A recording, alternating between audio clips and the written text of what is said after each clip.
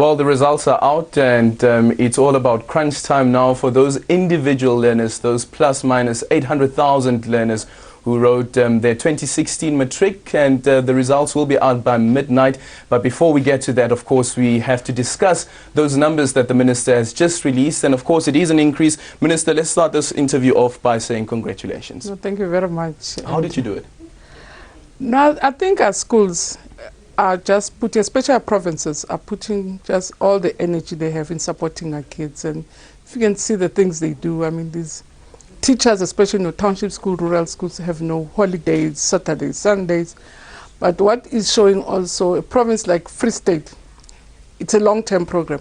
They had started from the bottom, and that's why they really have sustained. And that was actually the surprise, you know, out of this announcement, because the expectation has always been that it is between Gauteng and the Western Cape in terms of the battle for the top spot. But this time around, it has all changed. But not only is Free State the top performing province, but they've always also managed to break that 90% threshold. No, it's not the first for the Free State. They're taking tens. 3 years back was the Free State, then it was Gauteng, Western Cape. So I guess it will just rotate between the three of them.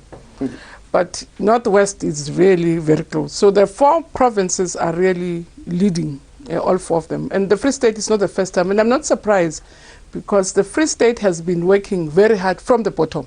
The primary schools, the medicine teaching, they've really worked very hard. They've worked with partners like Shanduka. So I'm not quite surprised. It's really the benefits of almost 5 years investment.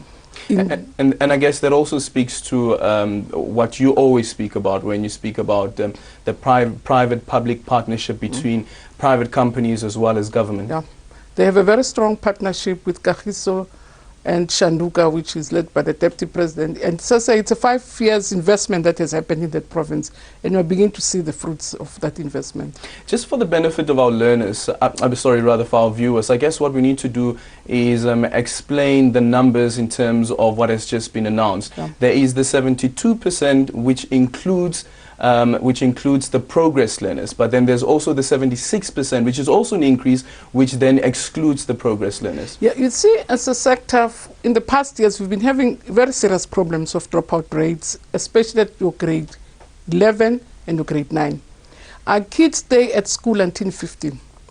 And because of challenges, I think a challenging curriculum, when they get between grade 10 and grade 11, we lose 30% of them. And we had to deal with that bottleneck. And then we introduced 3 years back a policy to say, let's try, see, rather than fail them, which finally discourages them, let's give them dedicated support and see if it can make a difference. So we've been piloting this with province for the past 3 years. But this year they were very bold. We took 108,000 learners who would be in grade 11, but they're overage, they'd failed more than once, and we really felt that let's give them extra support and see if we can. And it has worked. From them, we got more than 3,000 bachelors. And these are kids who will be in grade 11. But this year, or in 2016, the MEC said, no, because this is a special project. Yeah. Let's separate your progress learners from non-progress learners, because it really diffuses the work that we're doing, but it also, as I say, dilute the work that they've been doing. So we then agreed to result those that have not been condoned, and those stand at more than 76%. Those were not condoned, they'd gone on their own. Then the rest, the 108,000, are the ones that are in a special category of learners that are getting dedicated support to really prevent them from running away from school or even from dropping out or getting discouraged. So with them, only 43% of them passed. Our target is to at least make sure that we get 60% of this special project passing. So this is only 43% passed. Some didn't write. We encourage them to write twice, to write now in December and take time to write the remaining subjects in June. So if we combine those, then we stand at 72%, which is an increase of 2% in this pilot that we're doing of condoning learners and giving them dedicated support. And let's just quickly explain their program that government has also introduced, where students have the option of writing 3 subjects this year and the other 3 subjects next year. Because I was actually at a parent meeting with my little sister who was doing grade 12 last, and I was actually quite surprised that there is actually this option that's available to these various But not pupils. for all of them. Yeah. It's for only for the ones that are condoned. The ones that have passed grade 3, grade 11 properly, we're not allowing them to modularize.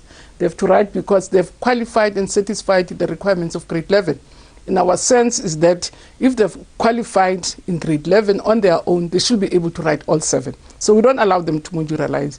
It is this special category of learners that are struggling that we've allowed them to modularize. Does it not then, in some case, like the system would be seen to be unfair? You know, I might be able to get 3 distinctions this year, and next year I get my other 3 distinctions. Yeah, so it means benefit, but it means then you are delayed also. I mean, I think there's also a disadvantage that you're writing a matric in 2 years, whereas others write it in 1 sitting and are able to go on with their lives. But this is a special project of learners that we know if we don't do anything drastic, they are likely to drop out of school. And the retention rate now, I think you said, stands about 58%? It's at 58 if you take kids go to TVET, and 56 if you take NSC. And for me, that's the most exciting part than the percentage, because our retention rate now has improved from 40. So almost 20%, just by giving them special dedication, special support, more learners are staying longer in school. And as I say, when they're given support, they do well. I mean, more than 3,000 degrees from kids were condoned. I just think it's great, and they take advantage of the opportunity. If we even look at subjects, those who modularized, I think did themselves a good favor just to say they can't deal with the pressure of 6 subjects. That they took 3, and subject by subject they've done fairly well. And I guess quite important as well to get those numbers up there is the issue around infrastructure. And earlier on, you were saying there are some of these culprits who are amongst us, but they've really been keeping the Department of Education on its toes if you speak about equal education and the norms and standards and so forth. But some it's there. I think it's their red line to criticize things they don't know. We have lots of very good NGOs that criticize us when we're doing wrong, and you accept them. And accept, when people who fought for their liberation demand what they had fought for and what they had voted for, that I accept. But people that never submitted even a petition when African kids were not given a school, I find it difficult to take them serious. You speak about African kids. Earlier on, you also announced how the numbers have increased in terms of mathematics as well, those who've taken on mathematics, science as well.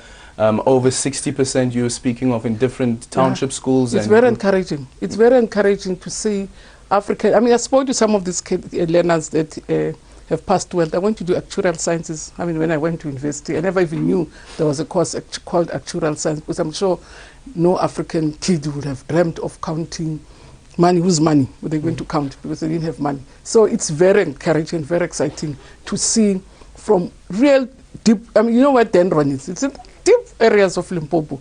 To get a kid from Denron to come and be a top learner in the country in medicine science, I just think things are beginning to shape up for African learners. What is that actually? What attributes to that? It's leadership. I mean, Denron, I always say it without fear of contradiction.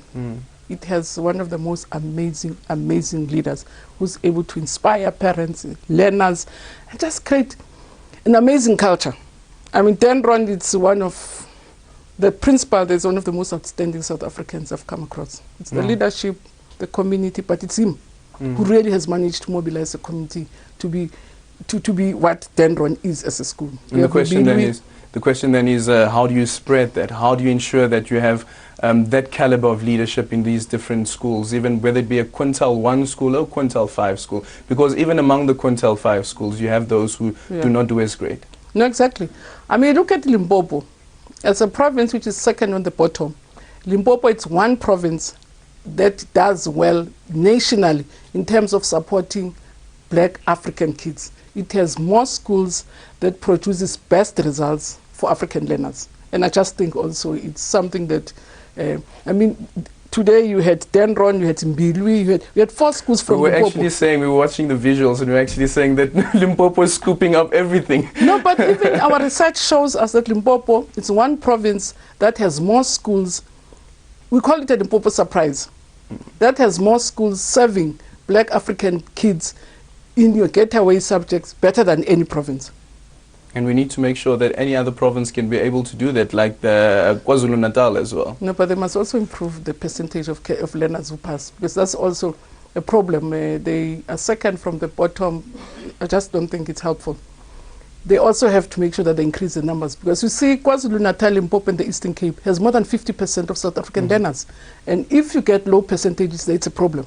So they have to push for quality. Eastern Cape, Grahamstown had the most learners who took physical science and passed very well, but that's not good enough. They still have to improve and make sure that they can hit this 80%, because it's very important for our kids to complete their schooling. And if they fail, they get discouraged and run away from school. Minister, just quickly before we wrap up, I guess something that's quite important to this discussion is that now we know there are about 162 students who qualify to go to various universities, but we know what that sector is facing at the moment. No, that's what we assist with as government, because even not only the 160-something going to universities, there's more than 170 which will be looking for places at your just at your post. So it's more than 300,000. And the biggest problem that we have as government is that we are beginning to get lots of success rates in poor communities. So it's kids whose parents will not afford to take, because they come from no-fee schools, from no-fee paying schools. And they pass very well. They qualify to be at universities, and there are no resources. But as I say, it's something that we assist with as government and other partners who are working with us. And we hope with time we'll find a solution. But we can assure those students that government is making a plan to have them enrolled and continue with their studies. No, we're working very hard. The president had really instructed us to make sure that no learner who qualifies to study is unable to do so because of funds. And that is a big challenge for both Treasury and the Minister of Higher Education. But even for us, because we don't want to see our A students roaming the streets, because it demotivates. I mean, if it's a kid coming from a township or from an informal settlement, you want him to be a role model and to be a light in that community. So it really will discourage learners to work very hard if your A students roam the streets without any support. So it also affects us, even as a sector, if those learners don't get support. And I do hope that the plans that we have been working on as government, especially the Minister of Higher Education and Treasury, will be able to alleviate some of the challenges that we were confronted with last year. And just quickly, at midnight, the results of the individuals, they'll be receiving their results, except for the Western Cape, if I'm not mistaken. Just a quick message to those pupils who will be looking at the results and those who would be unfortunate and didn't pass. But it sounds hard, and I don't want to sound this cruel. Education is not an event. I get surprised when a child who knows that they've been getting 70s gets so anxious that they won't pass, honestly. By September, you know that you're going to pass. Or a child who's not been coming to school has been getting 20, and then in December, when he fails, he commits suicide. I mean, there's something dishonest about them to say they knew. So they should not be discouraged. They must take the second chance, but they should not also create an impression. Education is not an event, it's a process. Well, indeed, it is a process, and we've gone through the different curriculums, and it seems that this is the one that government will be sticking with. And just for those students who might find themselves in an unfortunate situation where they didn't pass, remember that the Social Development Department has opened up a counseling line for those who feel quite depressed after those results are out. It's back to you in studio. Thank you very much, Aldrin St. Pierre, talking to the Minister of Education. And I return to our two education